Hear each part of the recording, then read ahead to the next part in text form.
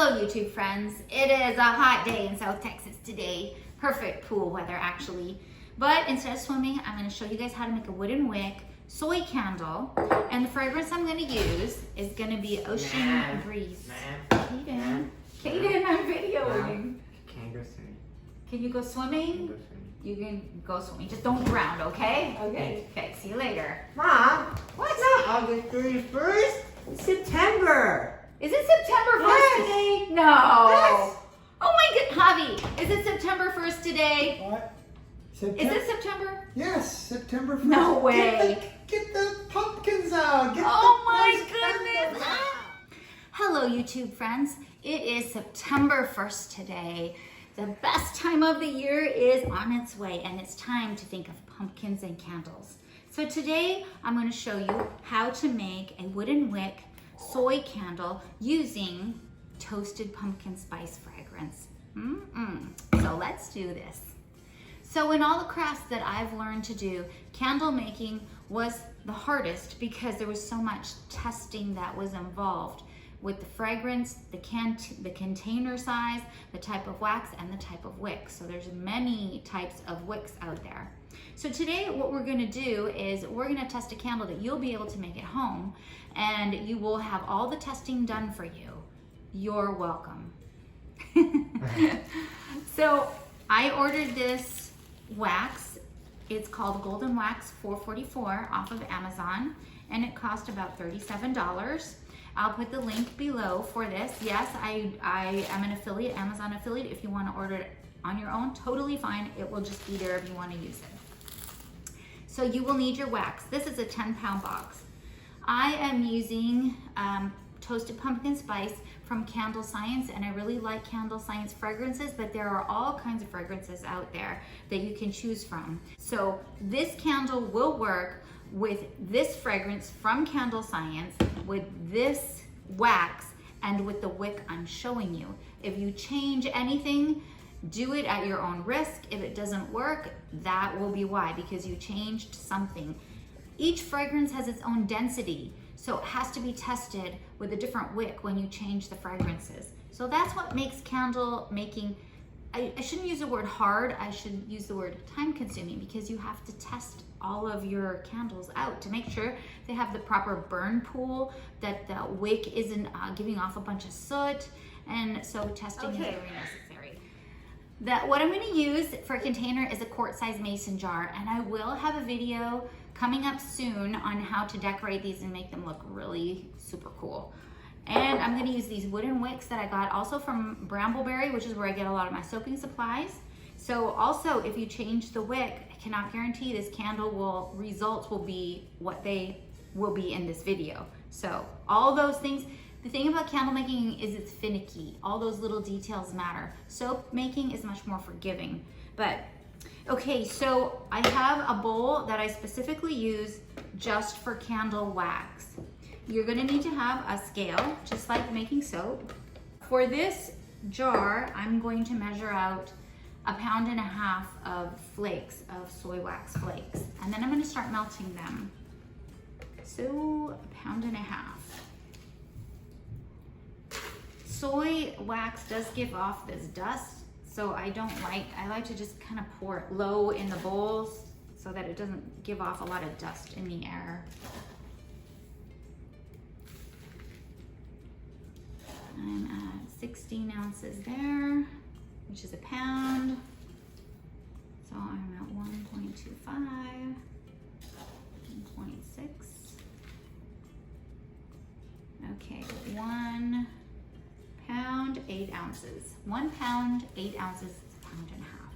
So what I'm gonna do while I get the next steps ready is I'm gonna start melting this in the microwaves. My scenery. So pretty. It looks like the microwave is off. So for candle making, you have to get some. Oh goodness, it wasn't me. Okay, wax is melting again. So I'm gonna measure off for this fragrance. I've used this every year for like the past 5 years. The toasted pumpkin spice. I do enjoy pumpkin smell for the fall, and then I like pine trees after like October. I like pine tree scent. Okay, so I'm gonna put in 1.2 ounces of this pumpkin spice. That's a 5% fragrance load. In a pound and a half, there's 24 ounces, and 5% of 24 is 12. So move the decimal over one place, and you have 1.2 ounces. So, hey, I hope you got that. So 1.2 ounces. This is a great fragrance, but it can be very overpowering, and I don't want it to be too strong. So I'm gonna set that aside because I'm gonna add that after my wax heats up. So the goal is to heat your wax between 180 and 195 degrees, and I'm going to measure that temperature using this heat gun, and I'll put the link to this below as well. I use this a lot. I use this to measure the temperature in my pool. I use this for a lot of things. It's a very handy tool to have. So that was 2 minutes. I'm gonna take out my soy wax flakes, and I'm just gonna give them a stir. And they actually have not yet started to liquidize, so I'm gonna get them back in for 2 more minutes. So while we're waiting for the 2 minutes to pass for the wax to continue melting, I wanna show you the electrician's working in my garage. We're renovating, so electricity might go off, things might make noise, but when I started candle making, and when I started soap making, and when I started tumbler making, whenever I start a new hobby, I get a book. And in the book, I put information that I've researched that is important to know. Okay, the very first candle I made was September of 2016. And so I've kept all my notes. I've kept the burn pool, that I'll teach you guys how to figure out how many hours your candle will actually burn for. But I've kept every candle that I've made, the date, the test results are all in this book, the different kind of wax that I've used. So I highly recommend this for really any hobby that you want to start, is get yourself a book and keep track of things you learn, because I hadn't made candles since a year ago, last September. I usually make candles in the fall. And you know, you forget things like, well, okay, what did I do last September? What candles did I make last September? So it's good to keep track. Ooh, yes, this is getting, it's still not liquid, but it's getting there. So that's 4 minutes. Okay.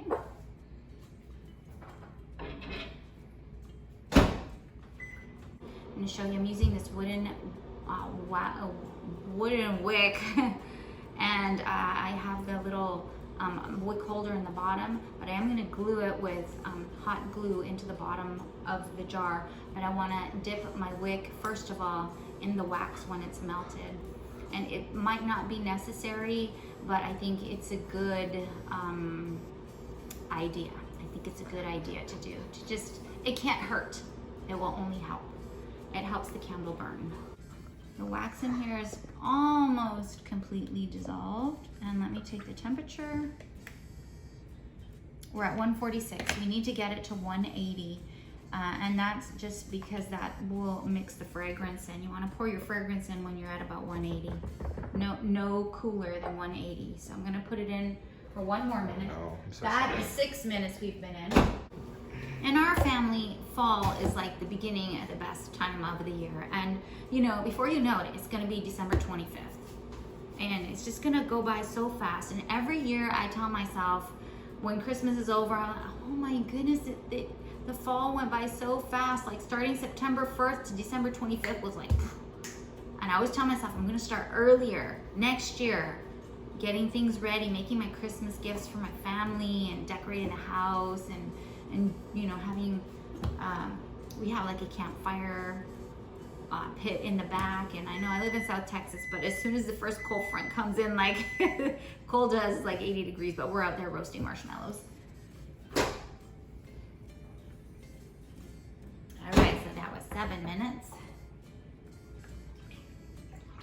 And it's completely dissolved, and the temperature is 184. All right. So now I'm going to add in my fragrance that I measured out, which was 1.2 ounces by weight. Okay, very important, by weight. I'm gonna stir this until the temperature reaches about 150 degrees, and then I'm gonna pour it into my container. But what I need to do is I need to dip this in the wax, okay? So it's dipped, I only dipped it halfway, which is totally fine because the wax is gonna cover the rest of it. I'm gonna put a dab of a hot glue on the bottom of this, and I'm gonna center it in the middle, give it a little push, and let it dry there. Making candles, you actually, once you know what you're doing, it's so fast. Like you can mix up a whole bunch of candles in like an hour. You know, it's really not that, like I said, it's not that hard once you have all the measurements all figured out in your wick and your fragrance and everything. And once all the testing's done, I mean, you can make candles really fast.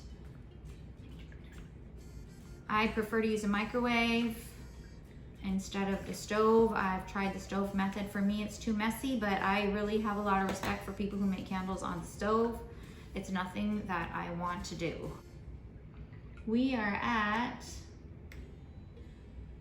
150. We're at 150. So we're gonna pour. All right. I've seen reviews where some people pour this Golden Wax 444 at 135. And I've seen some reviews where they pour at 150. Because I really don't want to wait, I pour it at 150 and it's fine.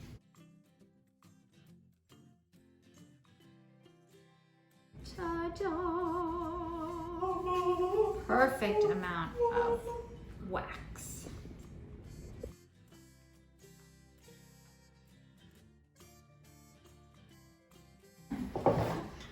And this is how I clean my bowl and get it ready for the next candle that I'm gonna make, is I just wipe it out with paper towels. And I really don't worry about, oh, it smells like pumpkin spice in there. You can clean it off with rubbing alcohol spray, just like I do my soaping bowls and my soaping spatulas and everything. You can clean it out with rubbing alcohol beforehand. And look, that's clean, easy and clean.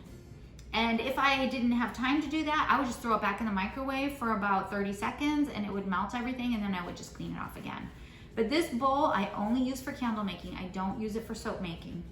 I'm gonna put my candle out of the way in a place where it's not, I have my air conditioner vent right up here, and I don't want to cool the candle too fast. I want the candle to cool slowly. And so I'm gonna put it in an area where there's not like a wind or a breeze or anything. So I'm gonna put it over here on the counter.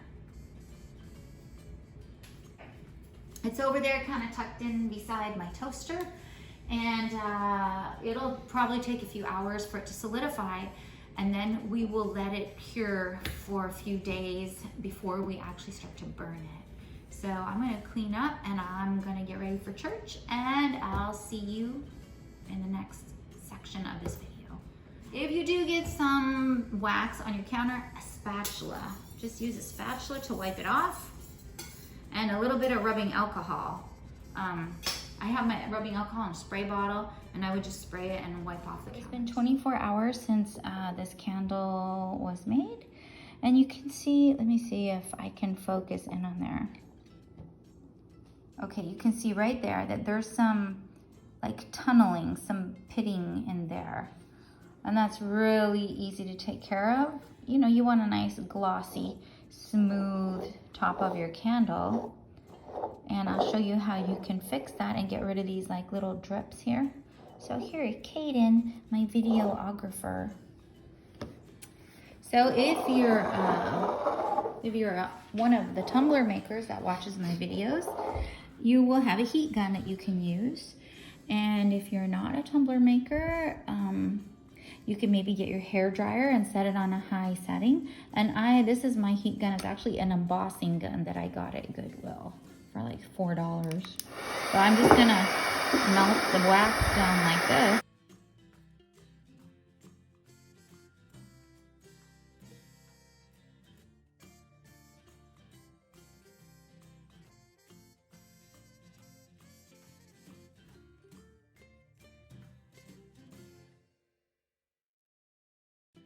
There, now when that dries, it'll have a nice smooth top on it. And I'm just gonna take a little bit of paper towel and then just wipe the edge off. So it'll be nice and clean looking without any drips. There we go. And the next step will be to test this candle, and we'll do that, I think, tomorrow. Well, welcome back. And it has been 2 days since I made this candle. So I'm anxious to burn it and give it a test try, see how the wick burns and what the burn pool will look like after 2 hours. So first I'm gonna trim the wick, and I'm gonna use this wick trimmer, which I got off Amazon. And once again, I'll try and provide the link below. I've had it for a while, but this will actually cut through. This actually cuts through the wick, but now I know they say 1/8 of an inch, but I would rather cut a wick too long than too short, because once you cut it too short, like, there's no fixing it. If you cut it too long, it'll just burn off until the length it needs to be. And that's my experience. So I have cut it, I would say it's about 1/2 inch. And we're gonna light it, and the top is nice and smooth. Oh, there, the top is nice and smooth. And okay, we're gonna light it. And I've decorated here for your fall pleasure. And you know, this candle, without it even burning, when I come home from work, I could smell the candle. It's such a great, great holiday fall scent. The toasted pumpkin spice from Brambleberry. No, not Brambleberry. Toasted pumpkin spice from Candle Science. Okay, so the flame is flickering because it has to burn down to be the right size. And so we're just gonna watch it. I'm just gonna record and we'll see what happens, okay? So you can enjoy watching this. All right, we'll come back in 2 hours and see what's going on. So our 2 hours we'll watch in the next 25 seconds. And I want you to notice the flame flickering, not too big. And I want you to watch the wax pool as it burns deeper and deeper into this candle. Those are the things you need to take notice of when you're doing a test.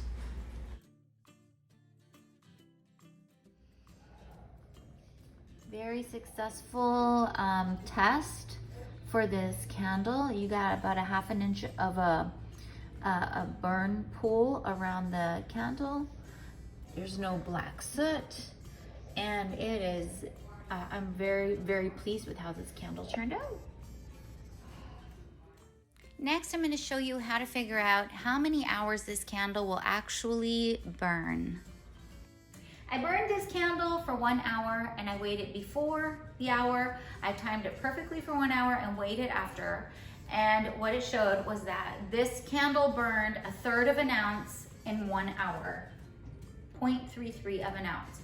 So to figure out how many hours this candle will burn, we know it has 24 ounces of wax in it and 1.3 ounces of fragrance. So that's 25.3.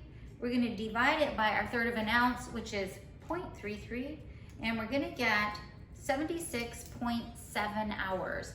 So this candle will burn for about 77 hours, which is really, really good.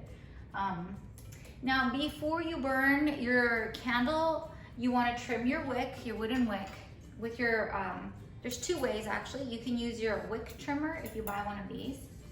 And you really need to make sure that you don't trim your wick too low. All I did was trim off the very tips of the wick that was black. And it was kind of like in a half moon shape. And I just took the little tips off the top, and I still had some of the black wick left on the bottom. So I just kind of took the curve off the top is what I did. Another thing you can do is just kind of hold the candle upside down before you start it, before you light it. And then just kind of with your fingers, just pinch and pull, and the black sooty part of the wick that has burned, it will come off. For best wick burn, you want to trim your candle before you start it each time. So this candle was a great success. The fragrance, after half an hour of burning this candle in my kitchen, I could smell it all over my whole house.